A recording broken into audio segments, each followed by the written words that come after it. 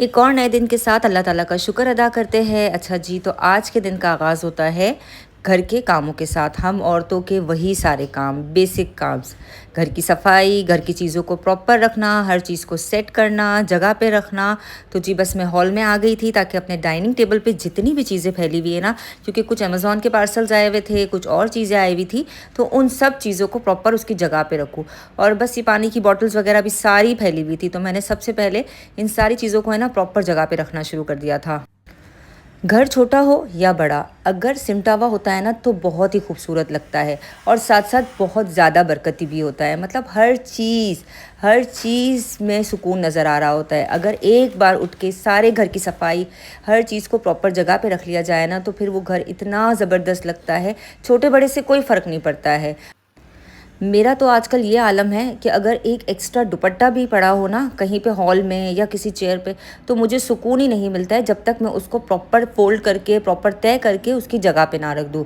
मुझे नहीं पता कि कब से मेरी ये आदत ऐसे डेवलप हो गई है, क्योंकि आज से अगर 2-3 साल पहले देखा जाए तो मैं बिल्कुल भी इतनी ऑर्गेनाइज नहीं होती थी। मैं अपने सारे काम मेड्स वगैरह से करवाती थी। उसका एक रीज़न ये भी हो सकता है कि मैं खुद बहुत मसरूफ़ होती थी अपनी वर्किंग लाइफ में। अच्छा, मुझ पर कभी भी है ना वर्क का प्रेशर नहीं रहा है अपने हस्बैंड की तरफ से। जब भी मैंने कोई भी काम किया है, लाइक घर में अगर होम बेस्ड सैलून चलाया है, एक छोटे से बिजनेस को बहुत बड़े लेवल तक पहुंचाया है, तो ये जितनी भी चीज़ें थी ना, इन सब का रीज़न ये था कि इसके पीछे मेरे हस्बैंड का सपोर्ट था। और एक गुड हस्बैंड का सपोर्ट होना बहुत ज़रूरी होता है एक औरत की कामयाबी के लिए।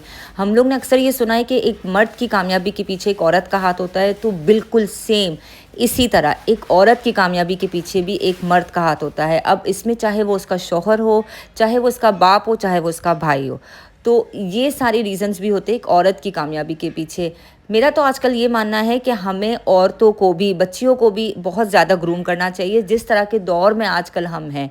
देखिए, मैंने कभी भी अपनी लाइफ में, मतलब पिछले, अगर मेरी ज़िंदगी के 40 साल देख लिए जाए, तो 40 साल में से अगर आप 10-15 साल निकालें तो वो बचपने और लड़कपन के होते हैं। लेकिन इसके बाद से लेकर मैंने कभी भी अपनी ज़िंदगी के 20-25 सालों में कोई घर का काम नहीं किया था। इवन कभी एक ग्लास उठाकर भी नहीं रखा। मैंने 16 साल की उम्र से अपनी जॉब, अपनी ये सारी चीज़ें थी ना, पढ़ाई, एजुकेशन लेना, इन सब के ऊपर स्किल सीखना काम किया था। और आज अल्हम्दुलिल्लाह मैं आपके सामने अपने घर को बहुत अच्छी तरह मैनेज कर रही हूँ। ऐसा नहीं होता है कि अगर एक औरत घर से बाहर निकलती है तो वो बाद में अपने घर को मैनेज नहीं कर सकती है। हमारी ज़िंदगी में ना कुछ टॉक्सिक लोग बहुत ज़्यादा मतलब शामिल होते हैं, और वो बहुत कोई दूर के लोग नहीं होते, वो सब हमारे अराउंड के ही होते हैं, हमारे आसपास के ही होते हैं। जहाँ हमारे घर की किसी बच्ची ने, किसी बेटी ने, किसी बहन ने थोड़ी सी तरक्की करना शुरू कर दी, तो बस उसके पीछे ही पड़ जाते हैं कि इसे तो बाहर घूमने का शौक़ है, इसे तो आज़ादी चाहिए, इसे तो ये चाहिए, इसे तो शादी नहीं करनी है, मतलब ब्ला ब्ला ब्ला, इतनी सारी चीज़ें, इतनी सारी इल्ज़ाम, इतनी सारी तोहमतें उस पर लगा दी जाती है। जबकि ऐसा बिल्कुल भी नहीं होता है। हर लड़की की, जिस तरह एक लड़के की ख्वाहिश होती है, एक मर्द की ख्वाहिश होती है कि वो अपनी ज़िंदगी में एक कामयाब मर्द बने, इसी तरह से एक औरत की ख्वाहिश, एक लड़की की ख्वाहिश भी होती है कि वो भी अपनी ज़िंदगी में एक कामयाब औरत बने। अच्छा, ये ज़रूरी नहीं है कि एक औरत जब ही कामयाब होती है जब वो घरदारी करे, जब खाना पकाए, जब वो झाड़ू पोछा करे, जब वो बर्तन धोए।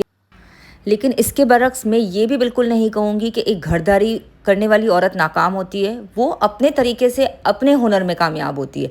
लेकिन जो बच्चियाँ घर से बाहर निकलती है, जो लड़कियाँ घर से बाहर निकलती है, जो ख़वातीन घर से बाहर निकलती है, वो भी आगे बढ़ना चाहती है। हर किसी का अपना एक पैशन होता है। हमारे माशरे में अगर हम देखें तो मर्द भी खाना पकाता है, क्यों? एक मर्द शेफ़ भी तो होता है ना। तो फिर उसे क्यों नहीं बुरा भला कहा जाता है कि यार ये तो औरतों वाला काम है, तुम क्यों कर रहे हो? एक मर्द क्लीनर भी तो होता है ना, फिर क्यों उसे ये नहीं कहा जाता कि यार तुम क्यों क्लीनिंग कर रहे हो, ये तो औरतों वाला काम है। लेकिन अगर एक औरत निकल के ऑफिस जाती है, मर्दों की तरह काम करती है, तो उसके ऊपर 50,000 तरह की बातें बनाई जाती है। आप लोग है ना, मुझे कमेंट में ज़रूर बताइएगा, क्या आप लोगों के अराउंड भी ऐसे टॉक्सिक लोग हैं जो आप लोगों को आगे बढ़ने से रोकते हैं? तो बस मेरा तो यही मानना है, मैंने कभी भी ऐसे लोगों की कोई बात पर कोई भी कान नहीं धरे। मतलब जिसको जो बोलना है, मेरे पीछे भी बहुत बातें होती थी, बहुत सारे लोग बहुत कुछ कहते थे कि इसको तो घर नहीं संभालना, इसको तो शादी नहीं करनी, इसको तो आज़ादी चाहिए, तो वॉट एवर। हाँ, लेकिन मैं उन बच्चियों से भी कहूँगी कि अगर आप घर से बाहर निकलते हो तो आपके घर वालों की इज़्ज़त, आपके माँ बाप की इज़्ज़त भी आपके हाथ में है। तो अगर वो आपके ऊपर भरोसा करके आपको घर से बाहर निकल के एक कामयाब औरत बनने, कामयाब लड़की बनने की इजाज़त दे रहे हैं, तो आप भी उनके इस भरोसे को टूटने ना दें। और बल्कि आजकल मैं कहूँगी कि घर में जो है ना एक मर्द के ऊपर 5-5 लोग डिपेंडेंट है। और अब हम उस दौर में नहीं रहते कि जहाँ पर अगर घर में 4 बेटियां हैं, 3 बेटियां हैं और एक अकेला बाप कमाने वाला है तो वो बेचारा कितना ही कमा लेगा। तो हर बेटी को अपने बाप का साथ देना चाहिए। अगर उस बेटी की जगह पर वो बेटा होता तो क्या वो नहीं कमाता? बिल्कुल कमाता। तो आजकल के दौर में हमें बेटी बेटा इन सब चीज़ों में कोई फ़र्क नहीं करना चाहिए। और मैं उन्हीं टॉक्सिक लोगों से रिक्वेस्ट करूँगी, अगर उनमें से कोई भी किसी को भी मेरी बात ज़रा सी भी समझ आ जाती है तो प्लीज़, अगर आप लोग अपने अराउंड में देखते हो कि कोई भी बच्ची आगे बढ़ने की कोशिश कर रही है तो उसे मोटिवेट करें, ना कि उसे डिग्रेड करें, ना कि उसके ऊपर बातें बनाए, ना कि उसके ऊपर तोहमतें लगाए। तो बस थोड़ी बहुत आप लोगों से ये बातें कर ली। बहुत अच्छा लगता है आप लोगों से बातें करना। मुझे तो इतना मज़ा आ रहा है अब यूट्यूब की वीडियो पे कि मैं क्या ही बताऊँ। ऐसा लगता है कि मेरे साथ बस लोग जुड़ते जा रहे हैं और ख़ैर आगे भी इंशाल्लाह जुड़ते जाएंगे। तो बस रमज़ान में जो है ना, रमज़ान से पहले जो मैंने ग्रोसरी की प्लानिंग की थी उसमें मैंने काफ़ी सारी चीज़ें स्टोर कर ली थी। जैसे अदरक लहसुन का पेस्ट बना लिया था, मतलब जिंजर गार्लिक का पेस्ट बना लिया था, हरी मिर्चों को छील के रख दिया था, पेस्ट बना के रख दिया था, धनिया पुदीने की जो है चटनी बना के रख दी थी, साथ साथ टोमेटो का पेस्ट बना लिया था। तो बस अब वो सारी चीज़ें ना ऑलमोस्ट एंड हो गई थी। तो मैंने सोचा चलो मैं साथ साथ ही सारा स्टॉक अगेन रीस्टॉक कर देती हूँ, मतलब सारी चीज़ें अगेन रीस्टॉक हो जाएगी तो मेरे लिए आगे 1 महीने तक आसानी हो जाएगी। इससे इतना काम आसान हो जाता है ना। और मुझे ये सारे टिप्स एंड ट्रिक्स पहले नहीं पता थे। जब से मैंने प्रॉपरली घरदारी को संभाला है ना तो मुझे ये सारी चीज़ें समझ आना शुरू हो गई है। अल्हम्दुलिल्लाह अल्हम्दुलिल्लाह। ये है ना, एक रात पहले मैंने चाइनीज़ बैटर बना लिया था। तो बस इसमें सिर्फ चिकन बॉईल करके मुझे डालना था।